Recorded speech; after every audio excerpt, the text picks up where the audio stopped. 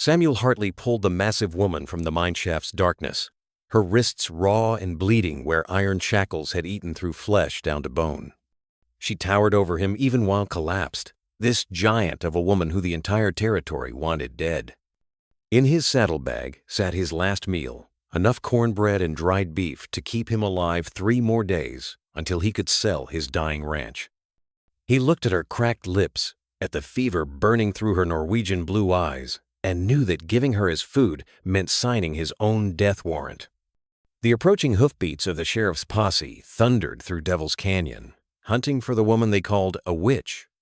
And Samuel had seconds to decide whether his empty stomach mattered more than the stranger dying in his arms who reminded him so much of his dead wife's final moments, begging for water he couldn't give.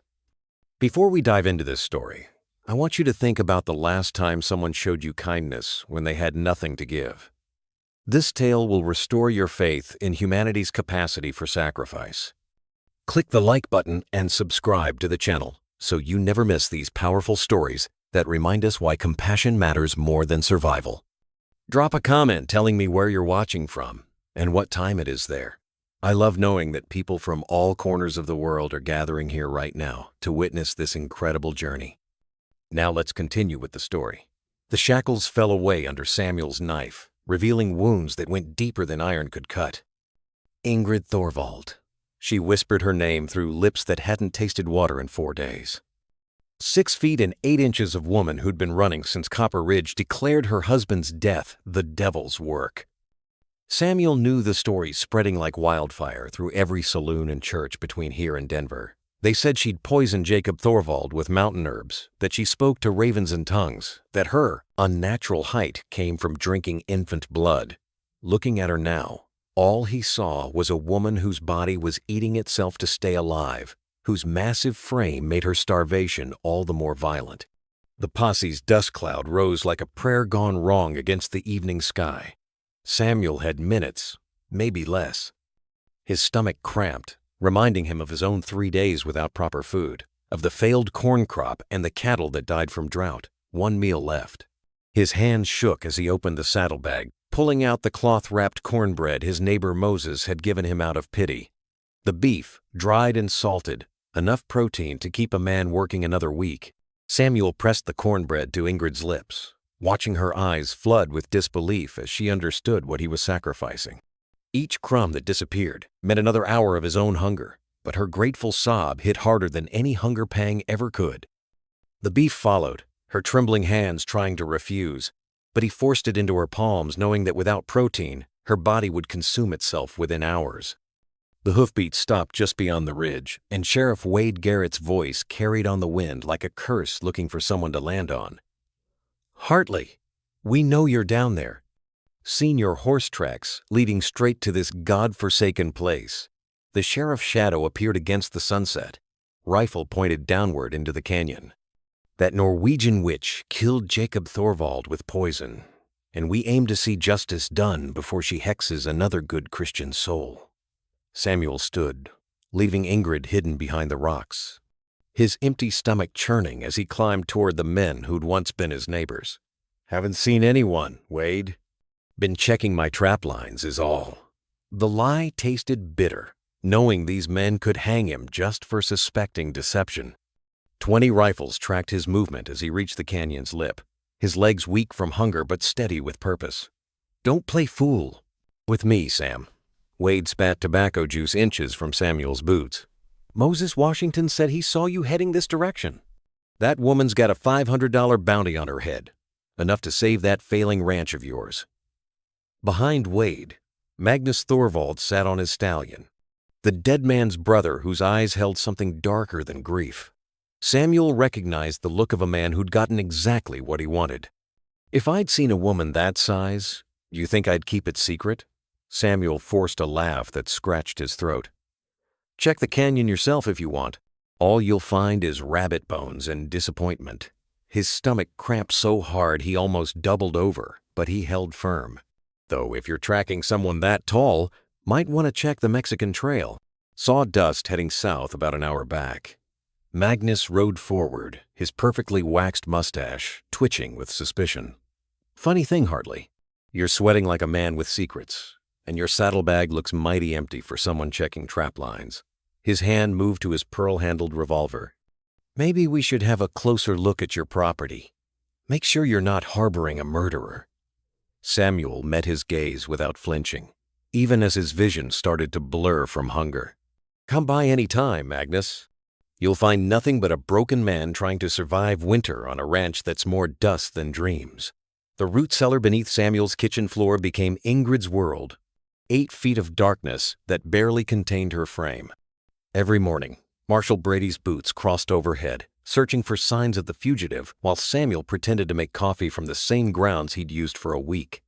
Through the cracks in the floorboards, Ingrid watched Samuel's worn boots pace, heard his stomach growl like a wounded animal, and hated herself for eating his last meal.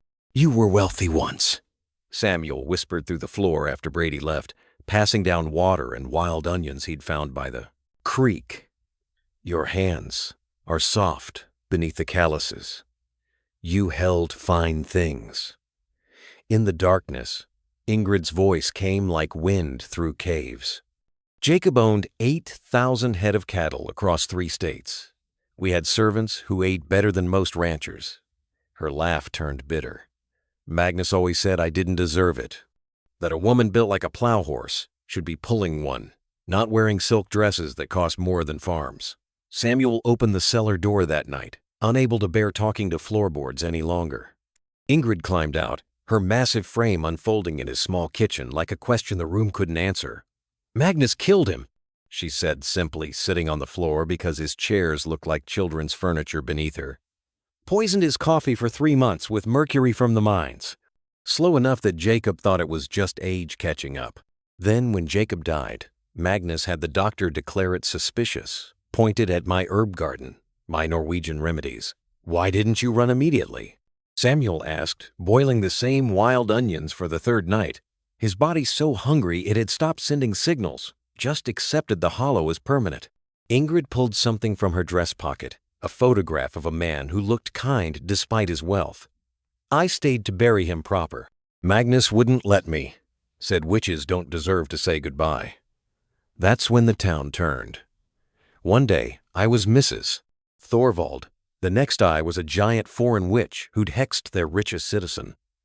Samuel studied her face in the candlelight, seeing past the size that made others afraid.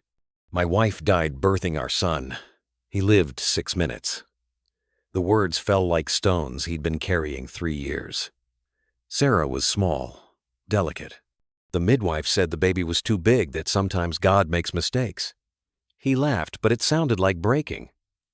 "I haven't said my boy's name since we put them in the ground together." Thomas. His name was Thomas. Ingrid reached across the Brandress, Peasers, and Agranders informations table, her massive hand covering both of his. We're both ghosts, haunting our own lives. Outside, horses approached again, more than before. Through the window, torches flickered like falling stars. Magnus had brought an army. Magnus Thorvald arrived like he owned the sunrise. 12 hired guns from Denver flanking his stallion, each one worth $50 a day plus ammunition. $500 for the witch, he announced to the gathering crowd of desperate ranchers. "Dead or alive, though dead saves us the trouble of a trial." Samuel watched from his porch as his neighbors' faces turned calculating, seeing their debts disappear in Ingrid's blood. Moses Washington found her first, not through searching, but through mercy. The 70-year-old man had brought Samuel a sack of cornmeal, unable to watch his neighbor starve. When Ingrid emerged from the cellar, thinking it was Samuel returning, Moses dropped the sack, yellow powder exploding across the floor. For a moment, nobody moved. Then Moses bent down, gathering the spilled meal with hands that had picked cotton as a slave, survived 2 wars, and buried 5 children. "Your daddy saved me from a lynching in '68, Moses said without looking up. Town wanted someone to blame for the drought. Young Sam Hartley stood between me and 30 men with rope, said they'd have to go through him. He stood, his old bones creaking like barn doors. Debts pass forward, not back. The giant woman stays hidden, or we all got blood on our hands." That evening, Magnus made his statement. Samuel's barn erupted in flames that reached toward heaven like prayers written in destruction. The horses screamed, and Samuel ran into the inferno without thinking, pulling out his 2 remaining mares while his hair singed and his lungs filled with smoke. Magnus sat on his horse, watching, his hired guns preventing anyone from helping fight the fire. "This is what happens when you harbor witches and murderers," he called out. "Next time, it won't be empty barns burning." Ingrid tried to leave that night, couldn't bear watching Samuel lose everything for a stranger. He caught her at the door, his hands still blistered from the fire. "You walk out now, and Magnus wins twice." He gets you, and proves that fear works better than kindness. His eyes held something she hadn't seen since Jacob died, a fierce protection that didn't care about the cost. Besides, where would you go? Every trail has men watching. Every town has your description. Moses returned at dawn with 4 other ranchers, men who'd all lost land to Magnus's schemes over the years. "We're done watching that man take what he wants," old Benjamin Cross said, his Apache wife standing beside him with a rifle that had seen 3 wars. "The giant woman ate the monster here." They formed a circle around Samuel's property, farmers and outcasts becoming an army of the desperate. Magnus would come soon, and when he did, they'd make their stand on this broken ranch where kindness mattered more than money. The blizzard came like God's own fury. Whiteout conditions that turned the world into a screaming void where men couldn't see their hands in front of their faces. Magnus's army surrounded Samuel's house but couldn't approach, the wind throwing grown men off their feet, horses refusing to move forward into what felt like walking into death itself. Inside, Samuel and Ingrid sat by the dying fire, the last of the wood burning while the storm promised 3 days of imprisonment. "They tested me for witchcraft," Ingrid said suddenly, her back to him as she stared into the flames. "Magnus held me down while the town priest poured boiling water on my back. Said if I was innocent, God would protect me from burning." She pulled down her dress collar, revealing scars that looked like melted wax running down her spine. "When I screamed, they said it proved my guilt. If I hadn't screamed, they would have said the devil protected me. There was no winning." Samuel's hands shook as he reached for her shoulders, then pulled back, unworthy to touch such wounds. "After Sarah died, I tried to follow her. Stood at the edge of Widow's Canyon with Thomas's burial blanket in my arms. Only reason I didn't jump was I heard him crying, even though he'd been dead 2 days. Sometimes I still hear him." The confession ripped out of him like pulling teeth. "I'm a coward who couldn't even die properly. You're the only person in 300 miles who looked at me and saw a human being." Ingrid turned, her blue eyes reflecting the fire. Everyone else saw a giant, a witch, a foreign woman who didn't belong. You saw someone hungry and fed them with food you didn't have. Her massive hand touched his face, gentle as falling snow. That's not cowardice. That's the kind of courage that reshapes the world. The wind screamed like all the ghosts they carried, and somewhere in that sound, Samuel heard absolution. "I haven't spoken Thomas's name in 3 years, but with you, it doesn't hurt to remember he existed." Ingrid pulled him against her, his head barely reaching her shoulder. 2 broken people holding each other while the storm tried to tear the house apart. "Magnus has papers," she whispered into his hair. "Hidden documents that prove he bought the Mercury. Planned everything. They're in a safety deposit box in Denver, under his dead wife's name. Outside, Magnus's men built snow shelters, preparing for a siege. They'd attack the moment the storm broke, and both Samuel and Ingrid knew they wouldn't survive. "If I die tomorrow," Samuel said, "I want you to know that feeding you was the first thing I've done right since I buried my family." The house shook as something heavy hit the wall. Magnus's men were getting closer. Dawn broke like shattered glass across the snow, and Moses Washington arrived with more than promises. Behind him rode 15 men and women, ranchers who'd lost everything to Magnus's land grabs, Apache, warriors from Benjamin Cross's wife's tribe, and 3 former Buffalo soldiers who'd settled nearby after the war. They formed a line between Samuel's house and Magnus's army, farmers holding rifles like prayers, ready to die for the principle that fear shouldn't rule the frontier. This ends now. Magnus called across the snow, his voice carrying the confidence of a man who'd never lost. "Give me the witch, and everyone walks away. Keep protecting her, and I'll burn every farm from here to Denver. You think you're heroes? You're harboring a murderer who poisoned my brother for his fortune." Ingrid stepped onto the porch, all 6 feet 8 inches of her drawn up straight despite the target she made. "I love Jacob more than you ever could, Magnus. You saw him as a bank account. I saw him as the only man who ever looked up at me with desire instead of fear." Her voice carried across the snow like thunder. "You killed him with mercury from the Blackstone mine." "I have the receipts." The first shot came from Magnus's side, a hired gun eager for blood money. It sparked chaos, gunfire erupting from both sides as Samuel pulled Ingrid down, covering her with his body. Moses Washington took down 2 men before a bullet found his shoulder. Benjamin Cross's Apache relatives moved like ghosts through the smoke, their arrows finding gaps in armor that bullets couldn't reach. Samuel rose to fire back when he saw Magnus himself taking aim at Ingrid. Time slowed as Samuel threw himself between them. The bullet meant for Ingrid's heart caught him in the chest, spinning him into the snow that immediately turned red. Ingrid's scream sounded like the earth tearing itself apart. She caught him as he fell, her massive hands trying to hold his blood inside his body, but it poured through her fingers like everything she'd ever tried to keep. "Don't you die on me, Samuel Hartley." She pressed her hand against the wound, her tears falling on his face. "You don't get to feed me your last meal, then leave before I can repay you." His eyes fluttered, focusing on her face. "The gold," she whispered urgently. "Jacob hid gold from Magnus, never told him where. $40,000 in Carson Creek Cave, beneath the stone that looks like a bear. If you live, I'll bring it back." "I'll bring everything back." Magnus's men pulled back as federal marshals appeared on the horizon, someone having ridden to Fort Sheridan during the storm. Moses, bleeding but alive, had sent his grandson. Magnus retreated, knowing he'd won if Samuel died. Ingrid held Samuel as the doctor arrived, her prayers mixing Norwegian and English, promising God anything if this one good man survived. While Samuel fought death in Moses Washington's cabin, Ingrid rode through hell to reach Fort Sheridan. The federal judge, Harrison Pike, had come west to investigate reports of land theft and murder, tired of frontier towns making their own bloody justice. Ingrid stood before him, a giant woman in a borrowed dress, and pulled documents from a hidden pocket sewn into her corset, papers she'd protected with her life for weeks. Magnus Thorvald bought mercury from Blackstone Mine starting 6 months before his brother died.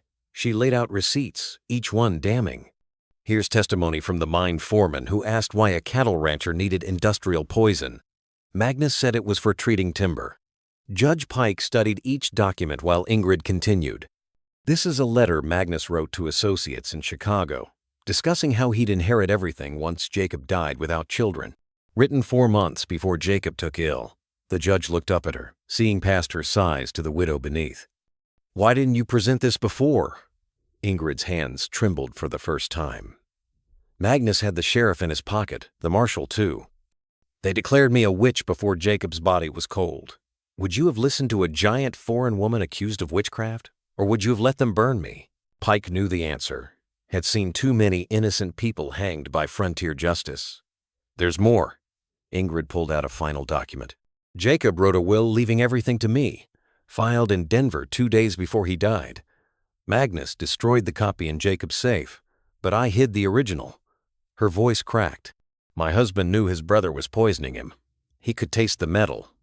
But he also knew if he accused Magnus without proof, I'd be the one who suffered. So he let himself die to protect me." Judge Pike stood, his decision made. "Marshal Coleman, take a detachment to arrest Magnus Thorvald for murder, fraud, and attempted murder of Samuel Hartley." He turned to Ingrid. "You're cleared of all charges. The property is yours by law." But Ingrid was already moving toward the door. "I don't care about clearing my name if Samuel dies. Magnus will run for Canada. He has routes through Bone River Crossing." "How do you know this?" Pike asked. Ingrid's eyes turned cold as winter steel. "Because Jacob tracked all of Magnus's crimes for years, hoping his brother would change. I memorized every hidden path, every contact, every place Magnus would run if his schemes failed. She mounted her horse despite the marshals protesting she needed protection. You want Magnus? Follow me to Bone River. He'll be there by nightfall, thinking he's escaped. The ride to Bone River Crossing took 8 hours through terrain that would break most riders. Ingrid led them like she was born to it. This woman they'd called too large, too foreign, too strange. Now their guide to justice. Bone River Crossing lived up to its name, littered with remains of those who'd tried crossing during spring floods. Magnus stood at the bank where 3 years ago he'd drowned a Cheyenne family who wouldn't sell their water rights, the same spot where he now planned his escape to Canada. His horse sensed danger before he did, rearing as Ingrid emerged from the cottonwoods like an avenging ghost made flesh. You should have killed me properly, Magnus, she said, standing between him and the crossing. Instead of the slow torture, the public humiliation, the hunting, a bullet would have been kinder. Magnus drew his pearl-handled revolver, but his hand shook for the first time in his life. This woman he'd called a witch stood before him without weapons, without fear, just terrible understanding in her eyes. You took everything, Magnus spat, backing toward the river. You, a foreign giant who belonged in a circus, not in my brother's bed. He was supposed to marry properly, have sons to carry the Thorvald name. His horse stepped backward into the current, immediately struggling against the force. Instead, he chose a freak who couldn't even give him children. The horse lost its footing, Magnus tumbling into the rapids where the Cheyenne family had died. The current grabbed him like hungry hands, pulling him under, spinning him against the rocks. Ingrid watched him surface once, twice, his face purple with cold and panic. The marshals behind her sat frozen, waiting to see if she'd let him drown where he'd drowned others. Ingrid stepped into the river, her massive frame keeping her steady where smaller people would have been swept away. She grabbed Magnus by his collar, hauling him onto the bank like he weighed nothing. He coughed up river water and bile, looking up at her with confusion that bordered on terror. Why? He gasped. I destroyed your life. I tried to have you burned as a witch. Because I'm not you, Ingrid said simply. And because Samuel Hartley, who had nothing, gave me his last meal, he showed me that kindness isn't weakness. Letting you drown would prove you right, that I'm the monster you painted me as. She stepped back as the marshals put Magnus in irons. Besides, death is too easy. You'll face trial, lose everything, and spend your remaining years in prison knowing a giant foreign woman saved your worthless life. Magnus broke then, something inside him shattering like ice in spring. I killed him. I killed my own brother with mercury because I couldn't stand that he was happy. The confession poured out of him. Every scheme, every family I've destroyed, every acre I've stolen. I'll confess it all. The marshals wrote frantically as Magnus named names, dates, crimes spanning 15 years. Ingrid turned away from him, mounting her horse. Where are you going? Judge Pike asked. You've won. The estate is yours. The cattle, everything. Ingrid looked back once. None of it matters if Samuel dies. And there's something I need to retrieve from Carson Creek before I return. 6 months passed like a lifetime. Samuel survived the bullet, but lost his fight with the bank. He sat on his porch the morning of foreclosure, watching strangers measure his land for auction. His body healed but hollow. Moses Washington sat beside him, both men silent as their world got carved up for sale. The ranch would go for taxes, $300. That might as well have been $3,000. Dust rose on the horizon like a golden storm. The auctioneer stopped mid-sentence as the sound reached them. Not horses, but something greater. Cattle, hundreds of them, their bellowing filling the valley like a promise kept. Through the dust came Ingrid, riding tall on a stallion that finally fit her frame, leading 100 head of the finest Hereford cattle anyone had seen, their red and white hides gleaming like prosperity itself. Behind the cattle came wagons, 30 Norwegian immigrants who'd fled similar persecution in Minnesota. Ingrid had found them starving in Denver, promised them work and dignity. They sang in their native tongue as they drove the herd, their voices turning Samuel's dying ranch into something that sounded like hope. The lead wagon carried something else, tools and lumber enough to rebuild what Magnus had burned. Samuel Hartley. Ingrid dismounted, pulling legal documents from her saddlebag. I've purchased all surrounding lands that Magnus stole over the years. 8,000 acres, including water rights to Bone River. She handed papers to the speechless auctioneer. This ranch and its debts are paid in full, plus the next 50 years of taxes. The banker started to protest, but Ingrid towered over him. Unless you'd like Judge Pike to investigate your illegal interest rates? Samuel stood slowly, his chest still tight where the bullet had torn through. Ingrid, this is too much. I can't accept charity. She laughed, the first real joy he'd heard from her. Charity? Samuel, I'm offering you a business partnership. These people need work. The cattle need management. And I need someone who understands this land. She pulled out another document. Equal partners in the Second Chances Ranch and Cattle Company. The Norwegian families had already started unpacking. Children spilling out of wagons, speaking a mix of Norwegian and broken English. One family had fled after their daughter was accused of witchcraft for her red hair. Another had lost everything when their accent made neighbors suspicious during a drought. They looked at Samuel's small house and saw possibility, at the burned barn and saw something to build. You saved my life with a single meal, Ingrid said softly, stepping closer to Samuel. But more than that, you saw me as human when the world saw a monster. These people need that same chance. She gestured to the family setting up camps. Will you help me give it to them? Samuel looked at Moses, who was already directing the Norwegian men where to stack lumber. His empty ranch filled with voices, languages mixing like water finding its way. 1 year later, the ranch called Second Chances sprawled across 10,000 acres of Montana territory, its pastures dotted with over 2,000 cattle and the laughter of children who'd never known such space. Samuel stood at the entrance of the newest building, running his hand over the carved wooden sign that read Thomas Hartley Memorial School in both English and Norwegian, finally able to honor his son's memory without drowning in grief. Inside, Ingrid taught English to 23 children of different colors and tongues. A black cavalry veteran's daughters sat beside Chinese twins whose parents had fled the railroad camps. An Irish widow's 5 boys shared desks with Apache children from Benjamin Cross's extended family. Ingrid's voice carried through the windows, patient and warm, switching between languages like she was born to teach the forgotten how to be remembered. The wedding had been Moses Washington's idea, performed under the cottonwoods by Bone River where Magnus had found his justice. Ingrid wore her mother's Norwegian bunad, modified to fit her powerful frame, while Samuel stood on a small platform Moses had built so he could kiss his bride without climbing.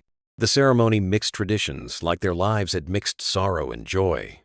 Moses reading from both the Bible and old Norwegian blessings Ingrid's grandmother had written. Their home had grown room by room as families added their own touches. The Chinese family built a kitchen garden that fed everyone. The Irish widow, Margaret O'Brien, proved she could manage cattle better than any man. The cavalry veteran, Joseph Freeman, trained horses with gentle hands that understood broken spirits. Every person who'd been called too different, too foreign, too strange, found their place making something impossible work. Samuel sat with Ingrid on their expanded porch as sunset painted their empire golden. She was showing now, 7 months pregnant with a child the doctor warned might be too large for safe delivery. But Ingrid just laughed, her hand on her belly where their baby kicked like it was already fighting to exist. This child will be born into abundance, she said, not the emptiness we knew. Samuel had started reading to the baby. Norwegian fairy tales, he learned phonetically, his American tongue, wrapping around sounds that made Ingrid cry with homesickness and hope. The baby kicked hardest during the story of the Ash lad who everyone underestimated, but who won everything through kindness and cleverness. Our child will know no shackles, Samuel whispered to Ingrid's belly. Only the freedom we've built from ashes. Moses Washington, now recovered and serving as the ranch's unofficial grandfather, rang the dinner bell. 43 people gathered at long tables built from Magnus's confiscated timber, sharing food that mixed Norwegian lefse with Mexican beans, Chinese dumplings with Irish stew. Stories flew in 8 languages while children played between the tables, their parents watching with eyes that had finally stopped checking for threats. This was what America was supposed to be, Samuel thought. Not the cruel division Magnus had fostered, but this impossible family choosing each other daily. As stars emerged, Ingrid stood, raising her glass of apple cider. "To second chances," she said, her voice carrying across their kingdom of outcasts. "To the broken becoming whole." Everyone raised their glasses, and in that moment, Samuel finally heard it clearly. Not his dead son crying, but these living children laughing.